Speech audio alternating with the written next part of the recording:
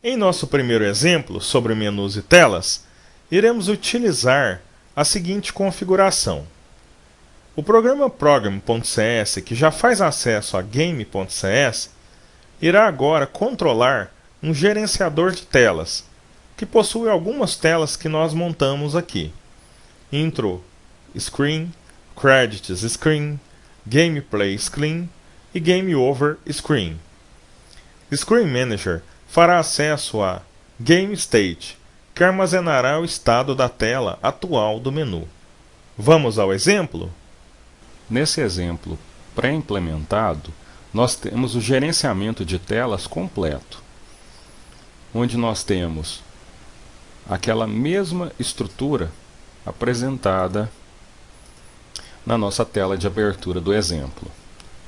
Program, Game CS, Screen Manager, controlado pelo Game State, e as nossas telas Intro Screen, Credits Screen, Gameplay Screen e Game Over Screen.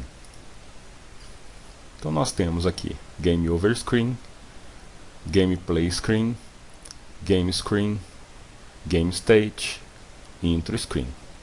Se você entrar em qualquer uma delas, você verá que dentro do construtor nós temos aí a chamada para aquela imagem correspondente à tela.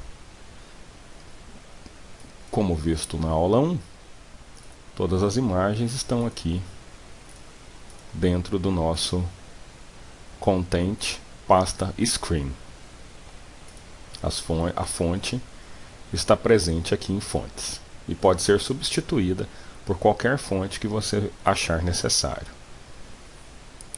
Como o exemplo é um exemplo utilizando um gerenciador ou um código já pronto que você pode baixar a partir do grupoalves.net, basta então você, no lugar do Gameplay Screen, fazer a substituição, fazendo assim a chamada do seu game a partir da tela inicial do jogo.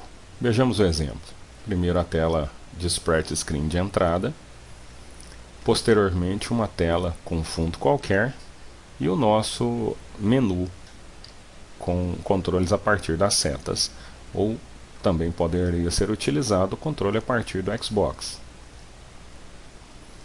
No Start Game, entraria numa tela do jogo, posteriormente chegaria numa tela de fim de jogo.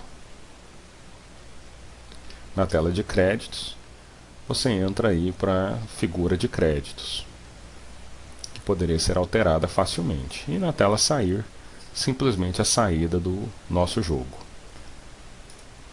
Esse exemplo compensa ser verificado por vocês para que vocês consigam fazer a alteração dentro desse exemplo de conjunto de telas e de Game State.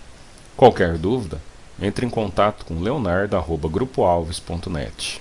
Com certeza, nossos games ficarão muito mais interessantes com menus assim, mas precisamos, então, de movimentar o nosso personagem.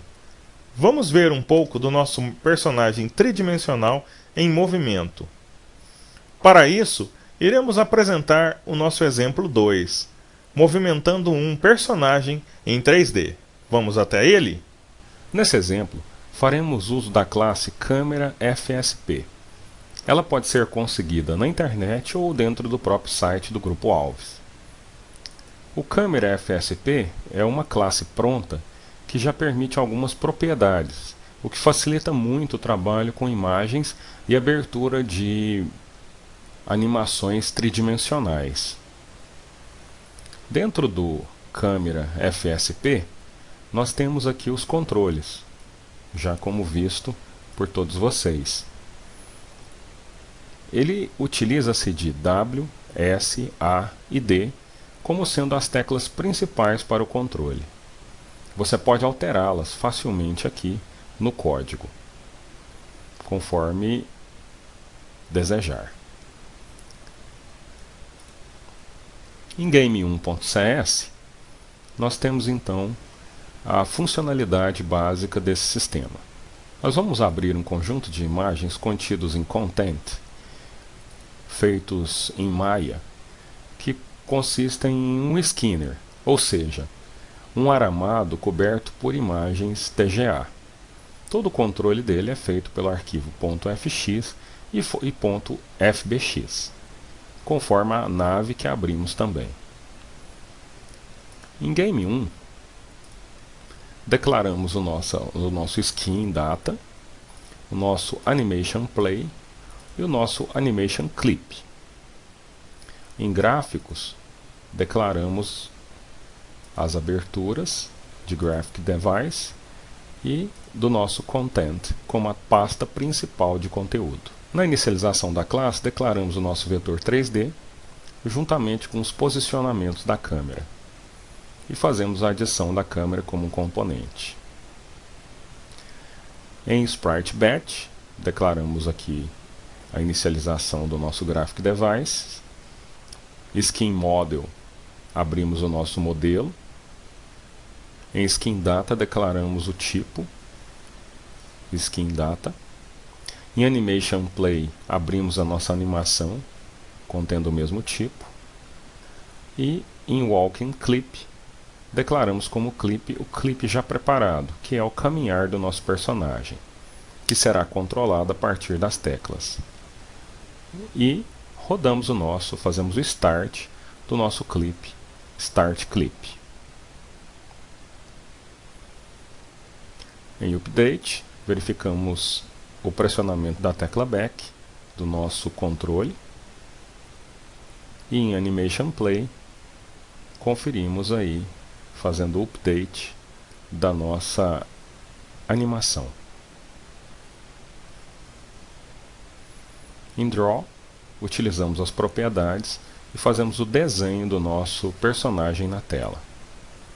Vamos ver como fica?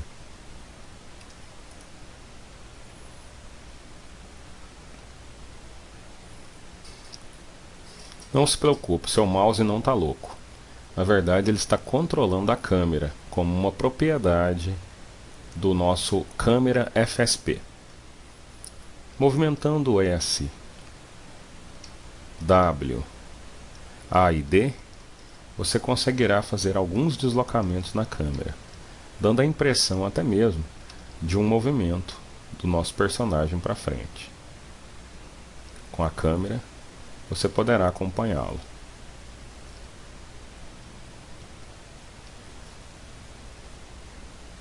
Lembre-se que você está em um ambiente tridimensional.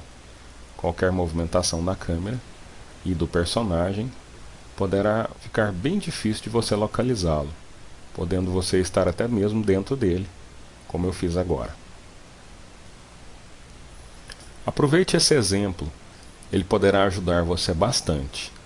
Anime-se, faça um curso de 3D Max, de Maya, desenhe seus próprios modelos, abra utilizando o câmera FSP, comece a desenvolver você mesmo seu mundo tridimensional.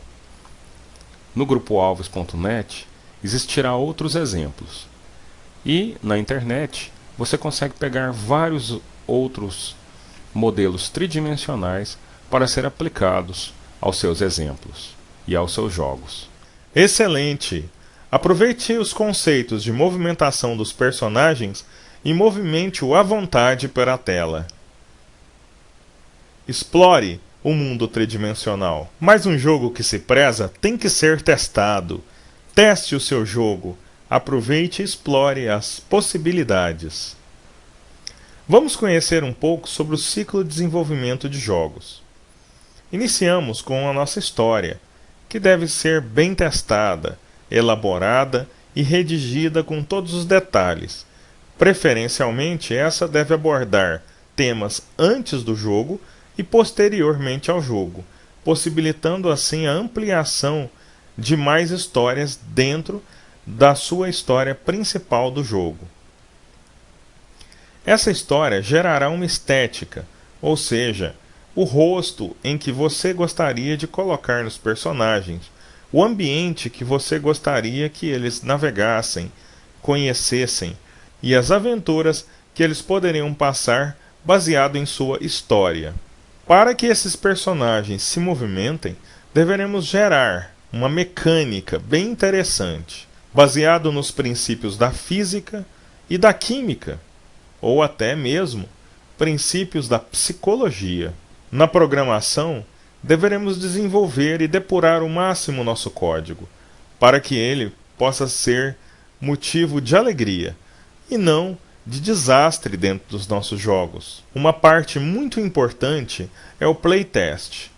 Após o jogo terminado ou após terminado cada uma das fases, é necessário distribuir em pequenos demos para que as pessoas possam jogá-la, criticá-la e apresentar algumas possibilidades. Após essa fase, você poderá lançar a sua versão final do seu jogo. Continue estudando. O site App Hub da Microsoft, vinculado ao MSDN e ao Creators Club, apresentará para você várias possibilidades de código e você poderá então desenvolver e ampliar ainda mais os seus conceitos de XNA. Nessa aula, nós aprendemos um pouco mais sobre a interação com o game, manipulamos nossos menus e interagimos com personagens tridimensionais. Deixo como exercício a realização de todos os exemplos apresentados. Estude um pouco mais sobre a interação, veja também mais em Start Games. Assista às aulas online e poste suas dúvidas. Gostaria de agradecer e de deixar aberto o meu e-mail leonardo@grupoalves.net e me disponibilizar para que você continue sempre se aprimorando. Conte com o Grupo Alves e divirta-se bastante com os seus jogos. Muito obrigado!